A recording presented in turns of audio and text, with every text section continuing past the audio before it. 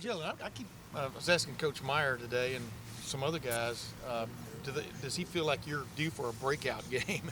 And you're getting really close with punt returns and stuff. Do you feel like that too? That you're on the cusp of something kind of big? Yeah, I think I can keep being consistent in making plays, big plays for the team, to get the team, moving a little better. If we're struggling a little bit, I feel like I can be that guy to make a play, and turn up the tempo a little bit.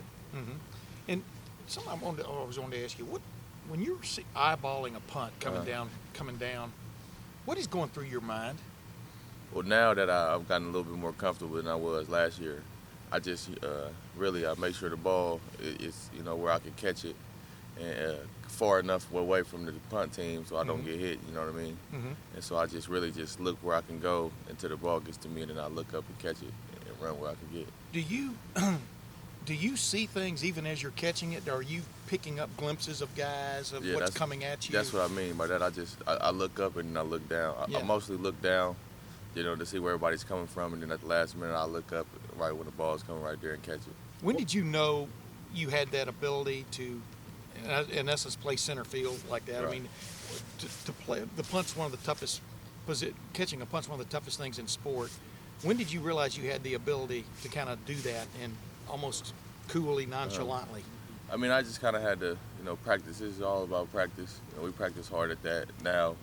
It made me better as a punt returner, and I just had to get comfortable too. Mm-hmm. The more comfortable you are back there, the better you can be, I feel.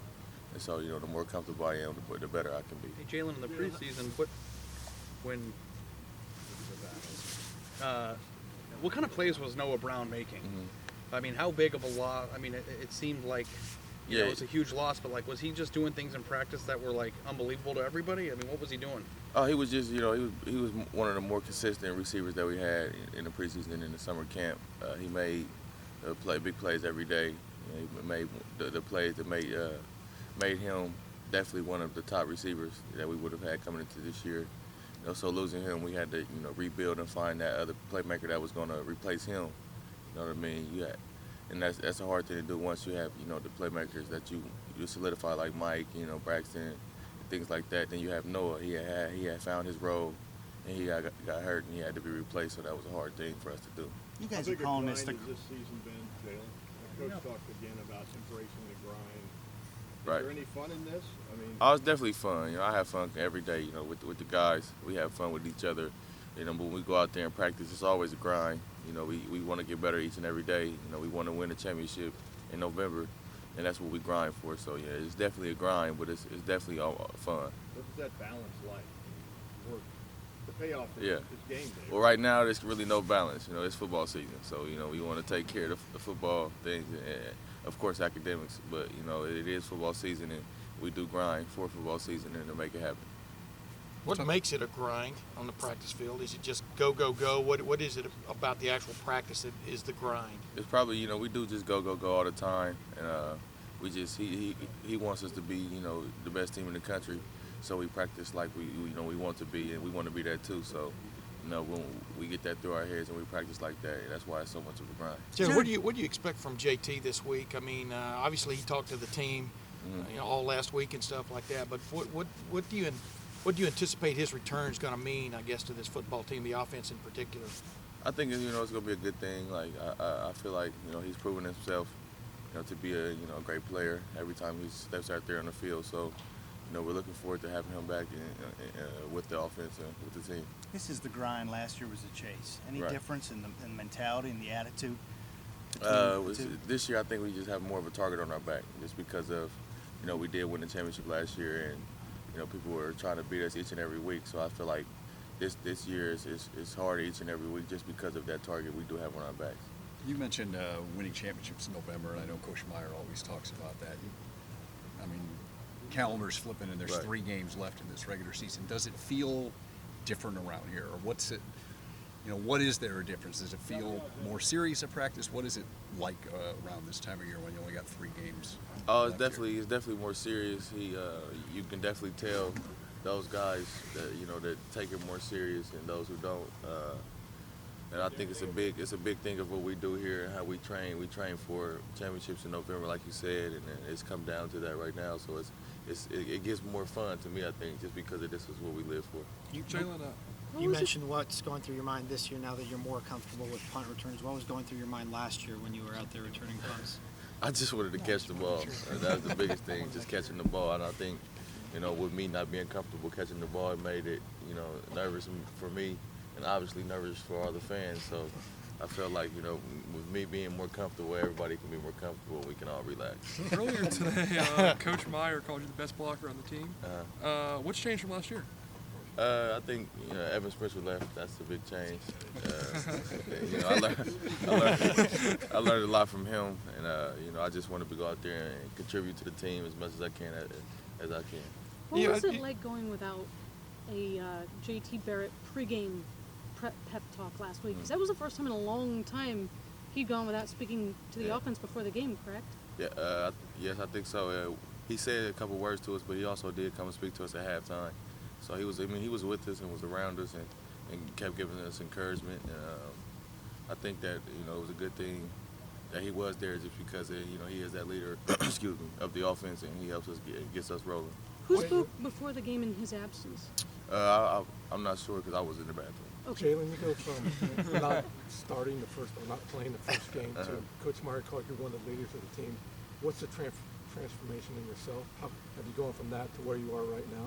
I just think the team means more to me than myself at this point, just because winning to me is important, especially for the guy how hard we work and for all the guys that come in here every day. So you put the team above yourself and you do those little things to help the team be as best as possible. Who helped you in that process? Did you talk to some of the players? Some players give you advice? It was some leaders on our team. You had Josh Perry, Taylor Decker, Braxton Miller. Those guys, they helped me push through it and then just tell me, pick everybody up and bring them with you, and we can be a great team. You went from quarterback to hybrid back to receiver. How is Braxton doing in that transition from your expert judgment? Oh, he's doing great. He's doing way better than I expected. Yeah, he's making unbelievable strides each and every weekend, and I think you can tell that whenever he has the ball or the ball is thrown in his direction, it's always a hold of breath because you never know what's going to happen. So Braxton is Braxton, and he always will be. How tough is that transition as somebody that's gone through going from quarterback to H-back to wide receiver? How tough is that transition to go from one to the other in a couple of years? It's just kind of tough just because, like I said before, you just don't have the ball in your hands every play. But once you move one time, you kind of it's easier to move another time just because you kind of got a sense of what it's like and you know how to do it. Was it scary seeing Braxton on the turf after that catch Saturday? Oh, definitely. I didn't know what was going on. I thought something was worse than it was, but gladly we got him back. What did he tell you? Yeah, what did he tell you? I mean, just got the wind knocked out of him, and the back of his head. What did he say? He just said he just hit his head and felt like he couldn't move at that time, and so he just laid there and made sure everything was all right, which he should have done. And I think everything is good. Jalen, did you take Damon Webb's number?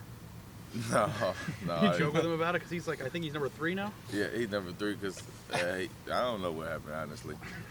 Coach Smith changed me when he wasn't here with us, and he's one of the backups on the punt return unit with me. Yeah. He's like one of the gunner hold up, and they had to switch his number just in case he got in.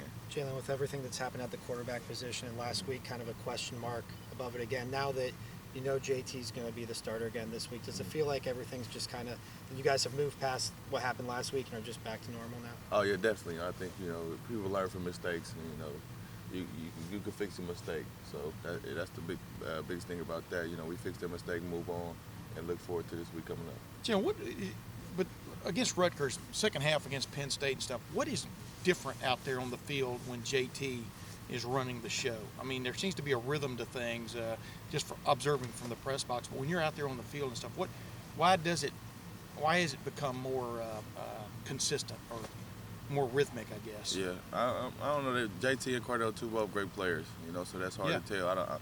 I'm not really sure why the offense moves a different way when each of those guys are in there.